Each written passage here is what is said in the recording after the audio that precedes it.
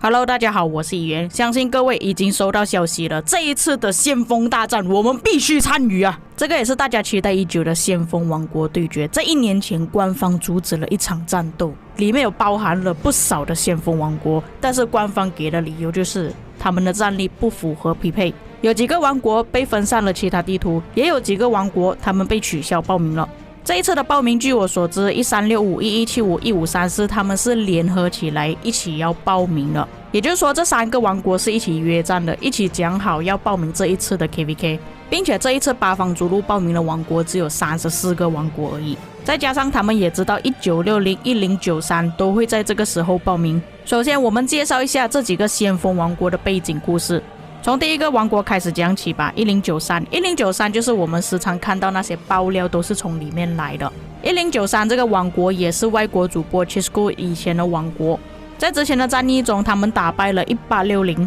让1860走向灭亡，变成死国，间接性也打败了 1V1034， 上一场 KVK 甚至是打败了1846先锋人口大国。接下来第二个王国1175呢，本身这个王国并不出名，但是出名在咪咪就是超级有钱的名媛。之前我也是有介绍过他几个账号，据我了解他本身自己的账号超过1战的有6个以上。不过这个王国跟这位玩家他的评价都不好，很多玩家都说他们有用外挂，并且在之前的影片我有说过他要弃坑，主要原因就是官方封锁了他的账号，不过只是1天而已啦。官方给出封号的主要原因就是因为他用外挂，然后他一直否认他用外挂，因为他用的全部都是 iPad。 可是我发布那期影片下面的留言，很多玩家都说他们王国确实是有用外挂的，并且还反问这些玩家为什么你们不用外挂，遇到他们王国都是会有机器人。包括咪咪自己本人也是1365曾经的奥西里斯联赛冠军王国，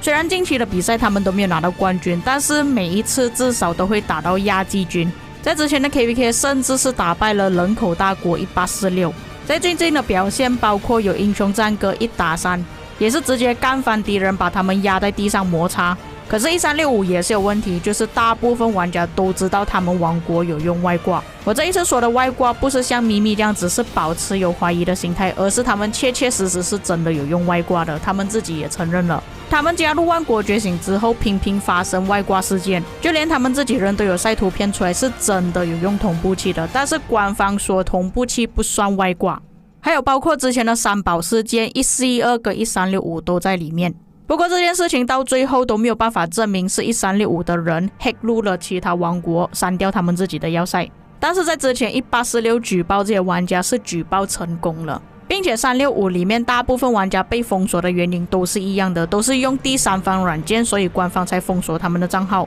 虽然1846这样子的行为是很卑鄙，但是官方如果搜索到你的账号是没有问题的话，实际上官方是不会去封锁你账号的，也就表示说1365确实他们的人有大部分都是用外挂的。再来第4个王国1534，也就是之前跟1960交手过的韩国王国。没错，还是韩国王国。960表示最恶心的韩国先锋王国，因为他们在打英雄战歌的时候建了一大堆要塞，每拆一个要塞又重新建多一个要塞，搞到960的心态都崩了。里面鲜为人知的大佬就是康总，他们叫他小康康。在之前的影片我有介绍过，康总他是在各个王国都有自己的账号的，并且他账号的战力呢也不低。在前面我讲过嘛，这个王国是真的非常恶心，恶心的点在哪里呢？他们人手一只巴加尔哈拉尔，你们就知道有多恶心了。960是打地鼠打到怀疑人生，也就表示说呢1534肯定不会跟960合作的。不过这里有一个有趣的地方啊，其实这一场 KVK 里面呢有几个王国都是曾经遇到过的，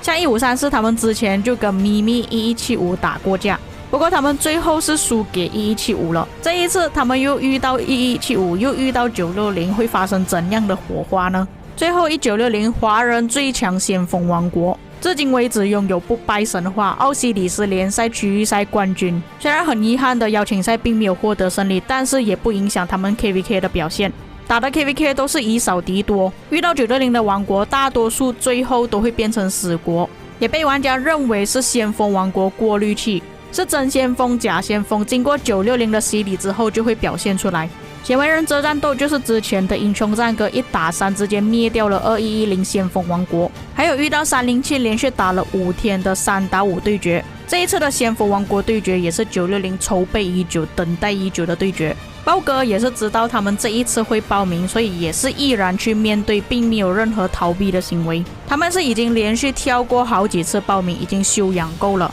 直接搞一单大的遇到这些先锋王国。但是很可惜的，1307和1474并没有在这个地图里面。假设有他们加入的话，就会更加精彩了。毕竟这2个王国都曾经跟960打过，而且还输给960了。那你们也可以明显看到呢，这张地图有不少的韩国王国。一般来说，华人王国都是跟韩国王国不共戴天的，并不是我要搞种族歧视，但是只要提到韩国王国，大家脑海中第一个想到的就是外挂同步器。在我刚刚介绍的3个韩国王国里面，1175、1365、1534就已经有2个王国是很多玩家都知道他们有在用外挂了。但是我们批评的只限制王国而已啊，有些韩国玩家还是不错的。现在最大的问题是他们到底要怎样合作？直到我做影片的最后一刻，已经经过了10个小时，还没有讨论出来结果。我们稍微看一下各个王国的战力跟击杀吧。战力最高的就是 JST 1365，接着是1093，最少战力的没错就是960跟1175。这里的计算不是那种前300名的计算，这个是看他们王国有哪一些联盟里面的人是真正有打架而做计算的。可是你们看960这么少的人数，但是他的击杀是已经很夸张了。